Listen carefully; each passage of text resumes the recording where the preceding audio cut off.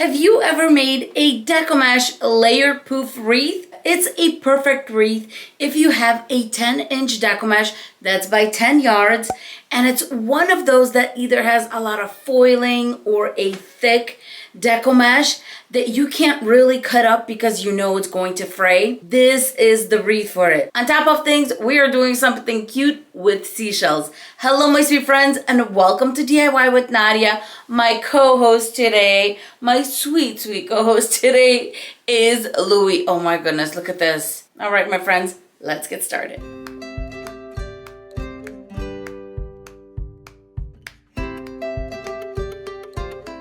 Here are the supplies for this wreath, starting with my decoupage. This one is 10 inches by 10 yards, and it's quite a thick decoupage. Since this is a beach theme wreath, I do like to add this ribbon just a tiny bit to the ribbon bundles. The two other ribbon I'm going to be using is this beautiful light blue and a burlap one. Both of these are wired and 1.5 inch. 18 pipe cleaners, unless you're going to use a few for your sign. For my sign, I'm going to use some floral wire. This one is a gold shade, and I thought it would look great with the sign that we're using. This sign is metal, almost 8 inches. In the back, you can see the two attachment holes. It is a really pretty sign I found on Temu. By the way, all the supplies are in the description box below and where I purchased them. For the wreath base, I'm going to use a metal 14-inch wreath base. And for a little fun element, we are going to use some real seashells. Why not? Now it's time to put our pipe cleaners on. We're going to use the standard 18 pipe cleaner method that I always use. The easiest way to go about it is one section at a time. This wreath base has 6 sections, so we're just going to do 3 pipe cleaners per section. If you're using a wreath that has 7 sections, I would do one of 2 things. I would either do 6 pipe cleaners on the inside, 12 on the outside. If you would like to stretch out your decoupage a little bit more and even it out between the layers, then I would do 8 pipe cleaners on the inside and 10 on the outside. Just space it out as evenly as you can. I love doing my own pipe cleaners. I feel like it saves you so much money. Starting on row 1 and 2, we're going to grab our pipe cleaner, twist it in the center, fold it towards the inside. The second 2 are going to go on rows either 2 and 3 or 3 and 4. Twist on row 3. This will give me the option of putting a steering wheel cover on this 4th row if I would like to cover the back. And of course, the third one will also go on row 2 and 3, but we're going to twist on row 3. And of course, our little tails are going to face out. I'm going to repeat this same process to the rest of the sections. All the pipe cleaners are on. I have 6 on the inside and 12 on the outside. Before we actually attach the decoupage, I'm going to grab 3 zip ties. We're going to use one in the beginning, one in the end, and one during the transition from the inner row to the outer row. Here's how we're going to attach the decoupage. I'm going to start by attaching my decoupage on one of the inner rows, and I'm going to be doing 10-inch loops all the way around 2 times. Then we're going to work our way out to the outer row, and here we're going to do 9 to 10-inch loops going all the way around, and we are going to do this twice also. This is going to give you the fullness that you need. If you feel like your wreath is not full enough and you are using a 10-inch decoupage, more than likely you are using a thinner decoupage, and there are ways you can fill that wreath in. I'm going to attach a video below where I'm using the same exact method, but my decoupage is a standard plain decoupage, not this thick one. First things first, let's collect about 2-3 inches in, attach 2 good twists so it stays in place. Now we're going to take our zip tie, and I usually like to zip tie the tail to row 2. That way the tail is towards the inside, nice and clean. Cut off the zip tie tail. And I like to push my pipe cleaners up as I'm attaching. My deco mesh is being rolled onto the table.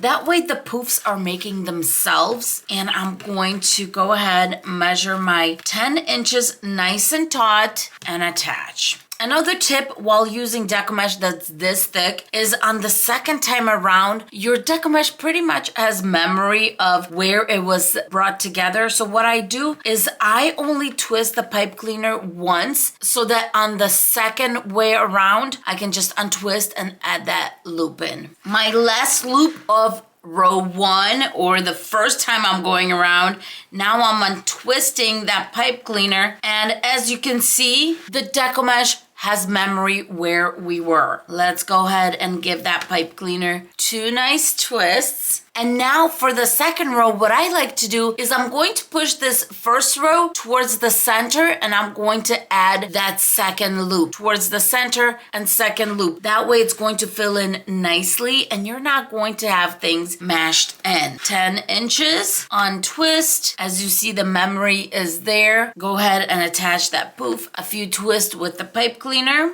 I'm on my last poof of that inner row. I'm going to go to the pipe cleaner where we started it all. Give this pipe cleaner a nice tight twist or 2. Next, I'm going to take a zip tie and I'm going to zip tie my deco mesh to row 3 because we are making our way towards the outside of the wreath. The reason I zip tie this area is I feel like it makes sure that the outer row does not move around.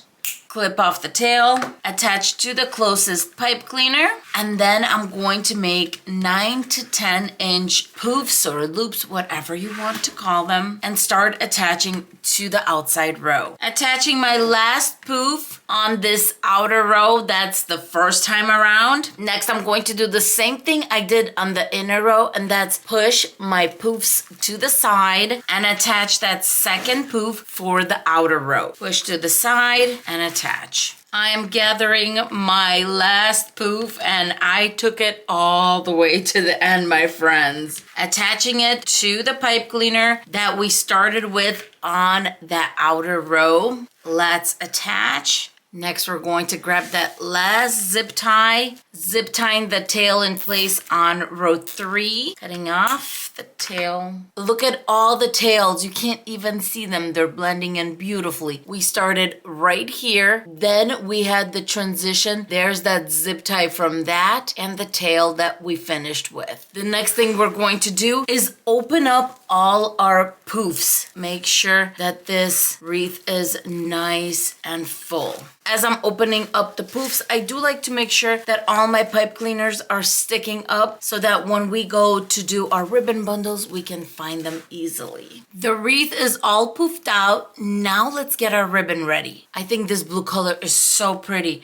I'm going to be cutting my ribbon into 11-inch strips. And I'm going to need 18 pieces. If you're wondering why I'm doing 11 instead of 12, when the wreath is not as poofy, you don't need the 12 inches of ribbon. 11 is fine. But if I was doing this wreath and, for example, I needed to fill it in with some curls, then I would do 12 inches because the curls would raise the wreath base up and it would be a much higher, thicker wreath. In our case, we're not doing the curls because our wreath is really full. Therefore, we're going to be cutting our ribbon into 11-inch strips. As always, I'm going to fold the ends and cut out a little triangle so that we can get dovetails at the end, just like this. Now it's time to work on our burlap ribbon, and we're going to repeat the same thing we did with the blue ribbon, and that's cut it into 11-inch strips, and we're going to need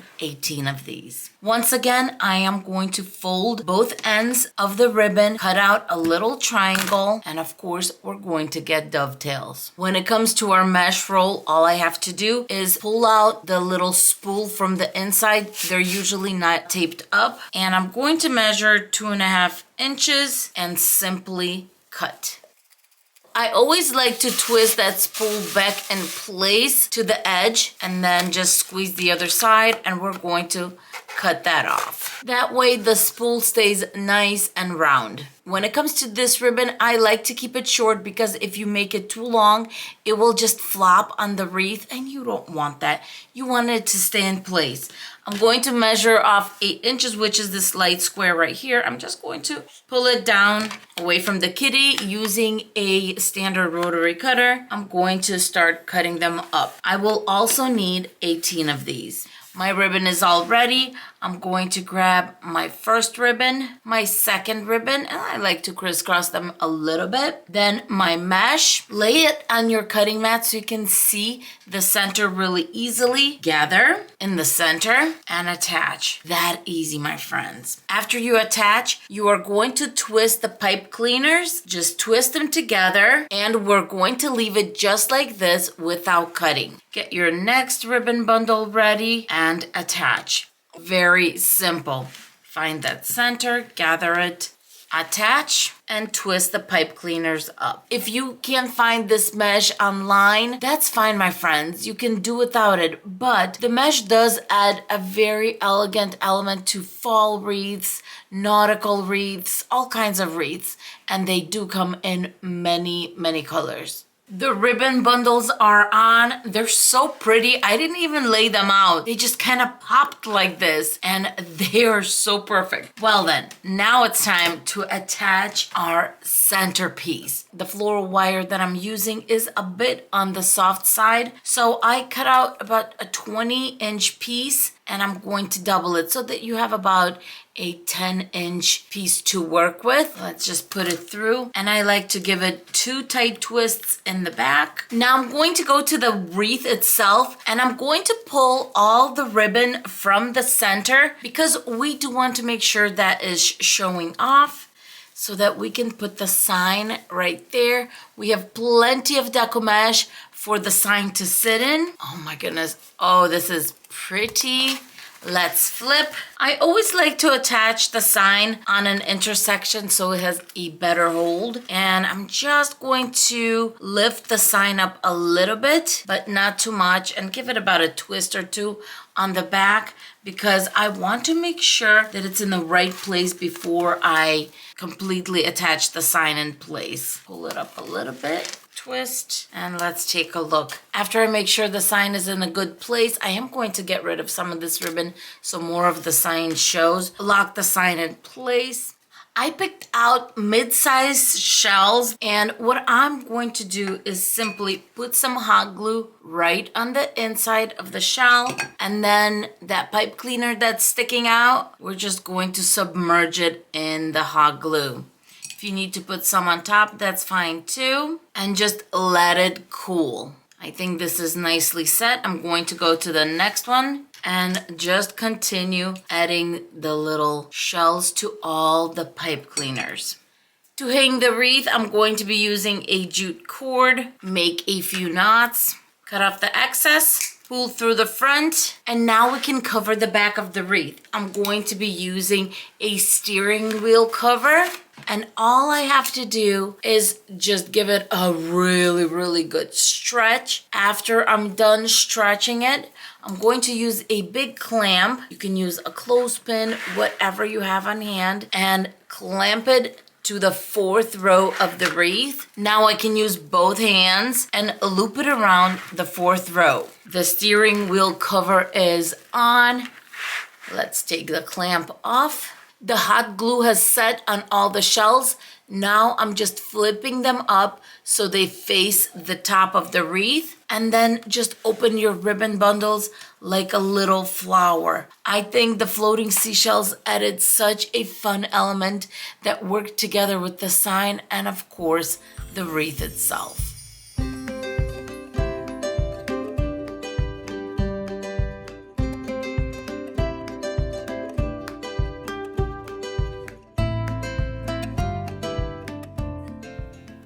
I hope this wreath tutorial inspired you. Thank you so much for being with us. Don't forget to like, subscribe, and of course, hit that thumbs up button so we keep on growing and coming back with more wreath tutorials. As for Louie and I, we're going to say we will see you in our next video. Blow a kiss. Mwah! You're so sweet.